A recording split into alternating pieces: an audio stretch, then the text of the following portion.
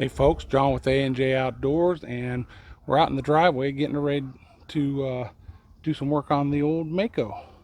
We're going to add some hydraulic steering fluid.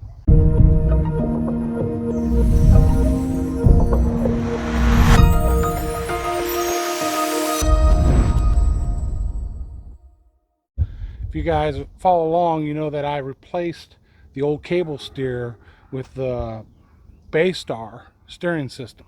Okay, it's a hydraulic steering system. Made a world of difference. I did this.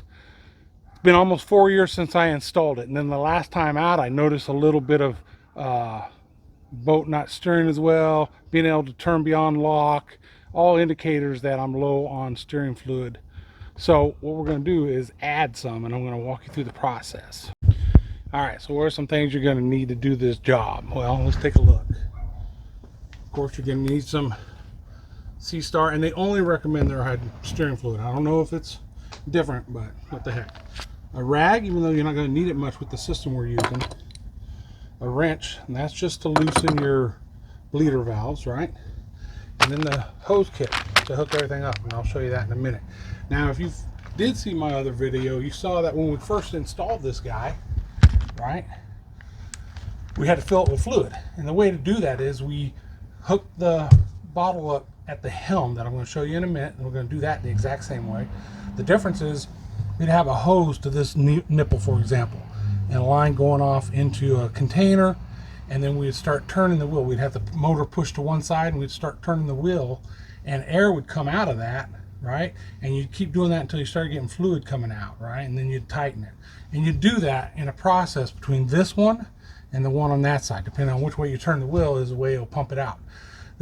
So that required two people. I had Joel here manning the bleeder valves while I'm up in the helm turning the wheel and making sure we didn't run our hydraulic fluid all the way through and just pump more air into it. With this system that I bought, this operation, it's a one-man job. Okay? So I'm going to get it set up. There's going to be a hose that I hook to those two bleeder valves, and then there's going to be the hose that I hook at the helm for this. I'll show you all that once it's hooked up, and then I'll show you how it works. We're at the helm. So here, this is the pump for the system, right, at the helm. You got a little cap right here. We just remove this guy. He's just finger tight.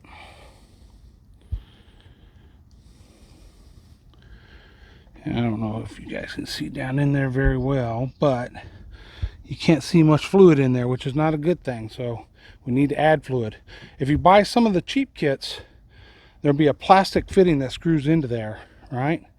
And the hose is attached to it. And a lot of people with that plastic fitting, they cross thread it and ruin it. So the system I bought, right, we got brass fitting with a seal and a quick connect on it. So we'll see how that works. Just get this guy to thread in there.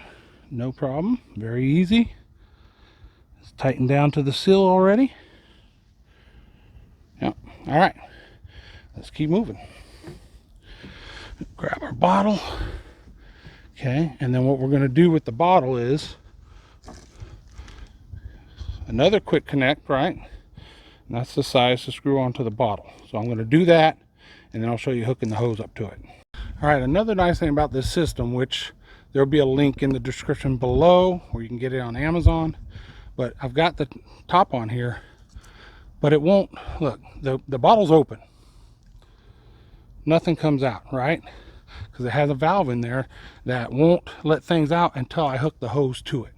Right, so the next thing to do is hook the hose here, and the other end of the hose down here. All right, so you can see it's attached here.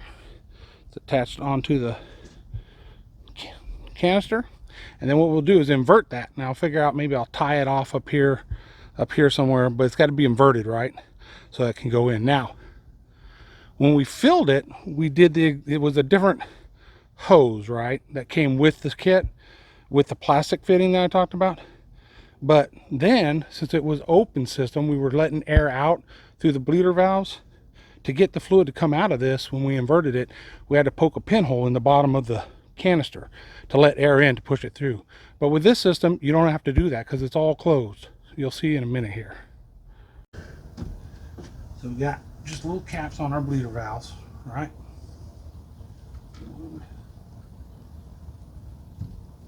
to, and when I originally pulled this one off, when I realized I was having an issue, I saw that there's some fluid in it. So that one had come loose a little bit. So now we're going to fix that problem. Now this hose, I already have the quick connects on there. Connect one, nice and tight. Connect the other. A little bit more awkward, but it's on there. Okay. You gotta make sure it doesn't tangle up in any of your other lines when you turn the motor back and forth, right? You just gotta watch it. You don't want it to bind up. And then at this point, we can loosen the bleeder screws. Take this guy and just go. Ugh.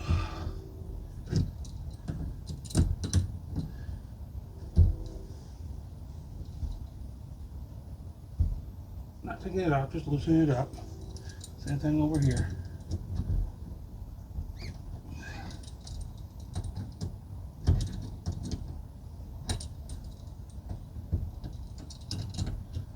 Again, the beauty of this system is a one-person operation. All I have to do now is turn that wheel back and forth, and we'll wash fluid and move through that. All right, I'm just going to hold the canister up in the air as I turn the wheel back and forth, and we'll put the camera down so you can watch it go through that tube. I already got it started. Let's go look at it.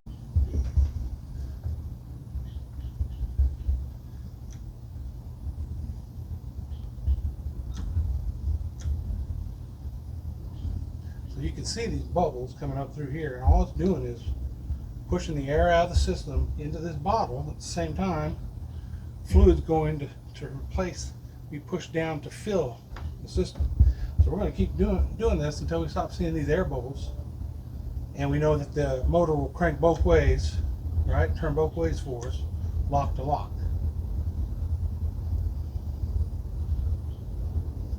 It's getting better. Motor is moving both ways.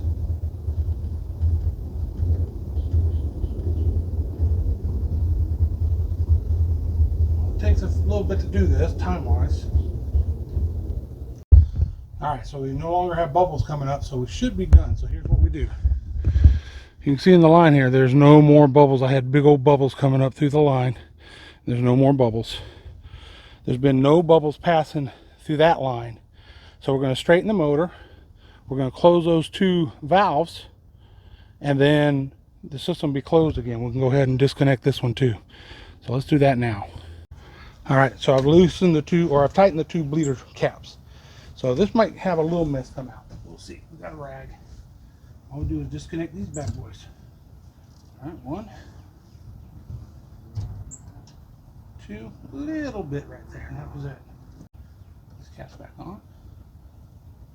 We should be done, boys. We got to undo it at the helm, and then we'll check and see how she operates. All right. All right, we're going to do this one. We'll see if fluid comes flying out or not. No, we can see it's to the top of our port. That should mean she's full. Okay. So, fluid should not drain out of that guy either, just like it won't drain out of the big one. And it doesn't. Okay, so I'm going to set that down.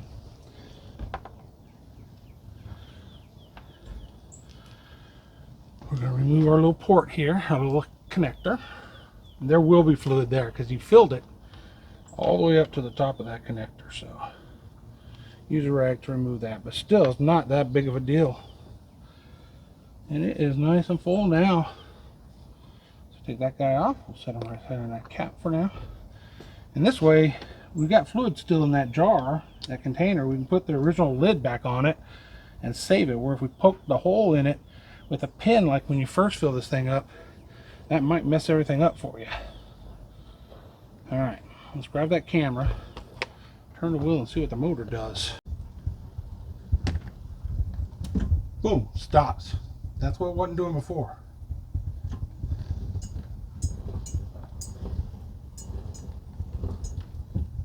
Boom. There should be 5.5 cranks from one stop to the next. 5 to 5.5 they say, and that's exactly 5.5. So for me, that's a go.